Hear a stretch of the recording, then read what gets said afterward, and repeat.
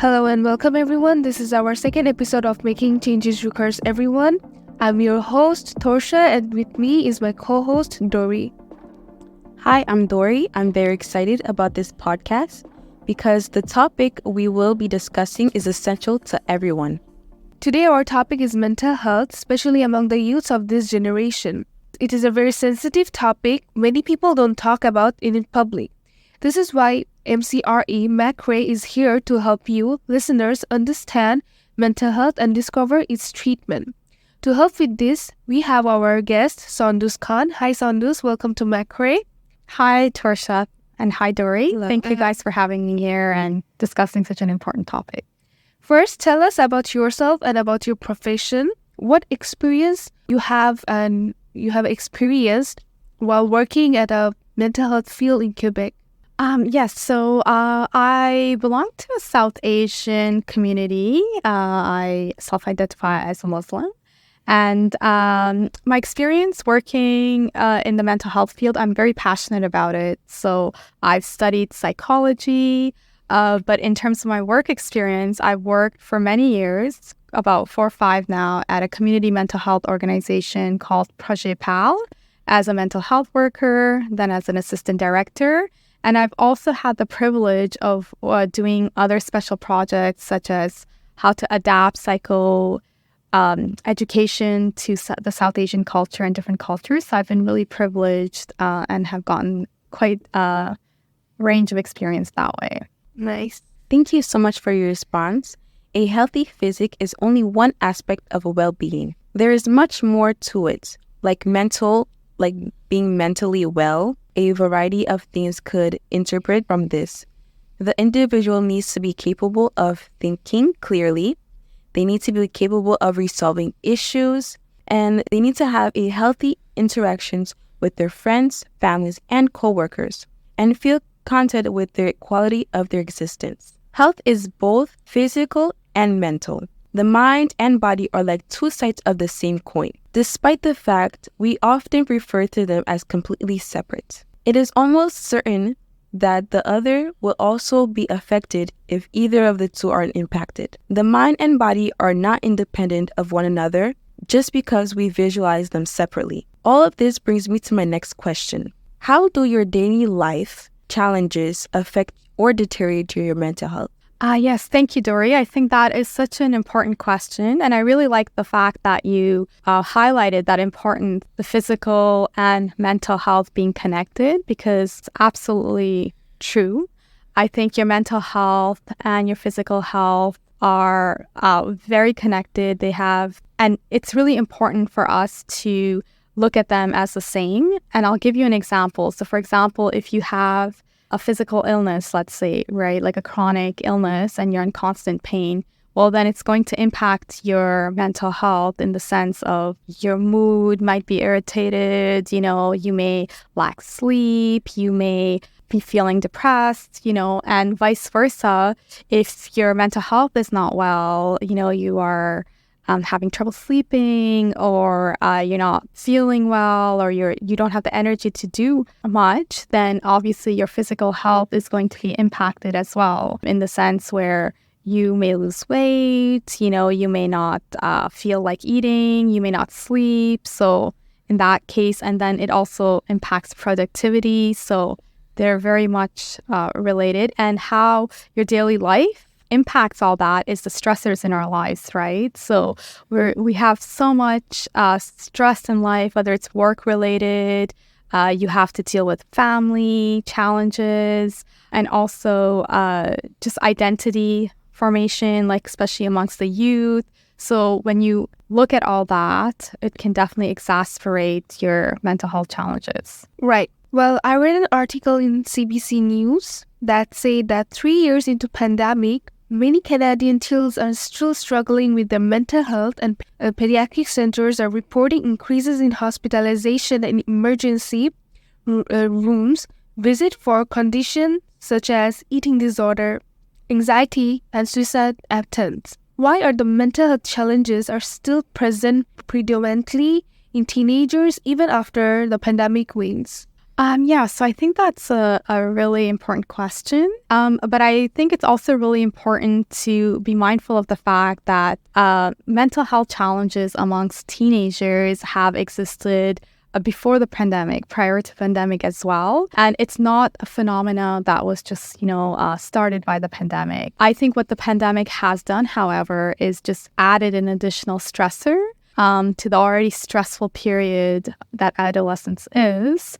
That has exacerbated the mental health challenges. I think, teenage years, adolescence, it's a challenging time in anyone's lives. You're going through so much pressure in life. There's identity crisis. You're developing your identity. There's peer pressure. There's a pressure to perform academically. Your brain's also developing. And there's also hormonal changes, And then when you add to that environmental factors, which, are not only the pandemic, let's say, you also have like bullying and cyberbullying. I think definitely for, the youth to have access to the internet and know what's going on in the world, and just all this like things on social media and about your body image, I think it all plays into it. And what the pandemic has done is also that, like a lot of kids had to like study at home, their social circle, maybe people they trusted,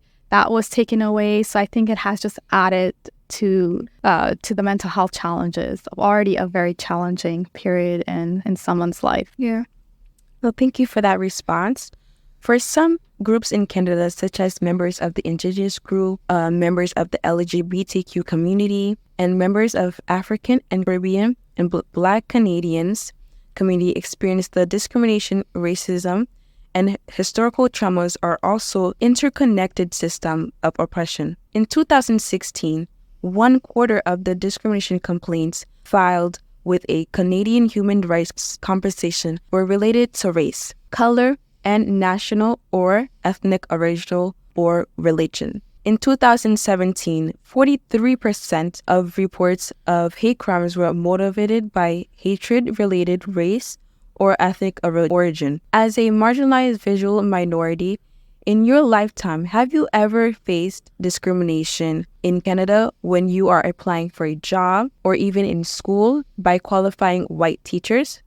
So I think I will begin by saying I feel very privileged and very lucky and also grateful to not be amongst those statistics and have experienced any form of discrimination, to my knowledge at least, in terms of applications for jobs or in school. I found my teachers, my professors, on the contrary, to be quite encouraging and welcoming of cultural differences, accepting of my religion. And I can say how that's impacted my mental health for the positive, like it had a very positive impact on my mental health because I felt accepted, I felt welcomed, and I didn't experience that kind of discrimination, at least overtly. I do know that there are certain instances where people have mentioned, you send your CV for a job application and based on what your name is, that you may not even get a call or anything like that. Like I've heard of all that, right? But I personally did not experience any of that.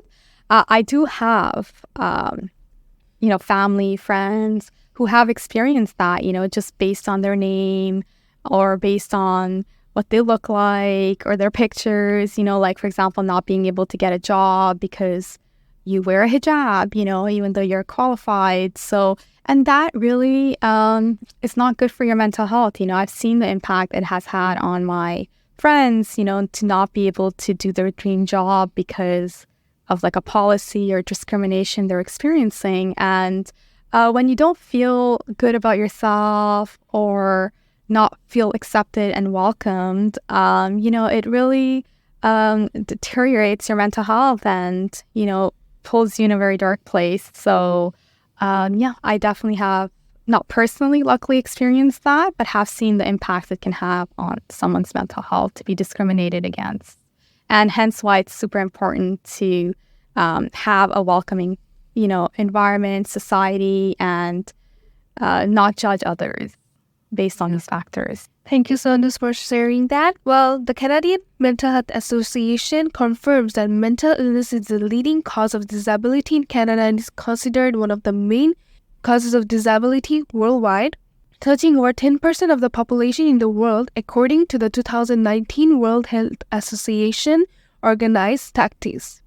Sadly, mental illness is inextricably linked to racism and stigma, which further worsen the issues. Although some work has been done in Canada and elsewhere to improve mental health experience and support, much work is needed to reduce mental health resources, whether in the workplace through training programs, such as mental health awareness training in families, in the communities, in the hospital, etc. What kind of resources do you think that we should provide to the racialized and marginalized Canadians in terms of culture and religious competences? So I think it's a very good tie-in with what I just answered previously to Dory, how, I think starting with an anti-oppressive, anti-racist, anti-discriminatory approach would go a really long way, because clearly when people are not, when their cultural identities and religions are not welcome, then it does very poorly impact their mental health. I think in terms of practitioners and other competencies, what people can do is treat people as experts in their cultural life. Because, for example, I belonging to a Muslim South Asian community cannot assume that all Muslim South Asian women experience culture and religion the same way. And I think it's very important, given, our current environment in society, people being displaced from their countries, new immigrants arriving here. It's very important to be mindful of cultural differences, be accepting of that, and allowing accommodations for that, So I've heard cases where people come in, let's say they're having a mental health crisis and they're going to the hospital and then not feeling comfortable talking to the psychiatrist or the person in charge. And I think part of that is also because they have to feel comfortable that their cultural and religious differences are being accepted and they're not being judged. And I think some things that can be done is, first of all, having interpretation services so people can feel comfortable speaking in their language. That would go a long way. Maybe having people they can identify with, so people who look like them, maybe having that in the field, bringing in community organizations. Community organizations do a really good job at connecting bridges, connecting people to their cultural environment, so you can use their help. Let's say if a client's not opening up. And I think ultimately, just having that open mind and being accepting that treating mental health challenges, I think it requires a multidisciplinary sort of treatment. So, there's medication for sure. You also need therapy, and you also need to be accepting of their culture, cultural practices and religion can be very therapeutic if used in the right way. I personally can say it's helped me in my mental health journey, and I think if people are more accepting of that would be really helpful. And I think if you look at teenagers or younger people in the community, what could be helpful is building an awareness. So them just being aware of mental health challenges, removing that stigma, that taboo that you can't talk about it, or it's something bad. It's like physical health, and, it's okay to have mental health challenges, and early intervention is very important. So the earlier, families can get their children help because they're aware that it's a mental health challenge that the person's having, it would go a really long way. But I think it would start with, when families come in or when they're seeking help, that they feel welcomed, accepted, and not discriminated against. So I think definitely some of these approaches can be helpful to the families. Yeah. Thank you very much, Sondus. Well, we have come to the end of this episode. Thanks again, Sondus, for coming. We appreciate it. And then remember, making changes requires everyone.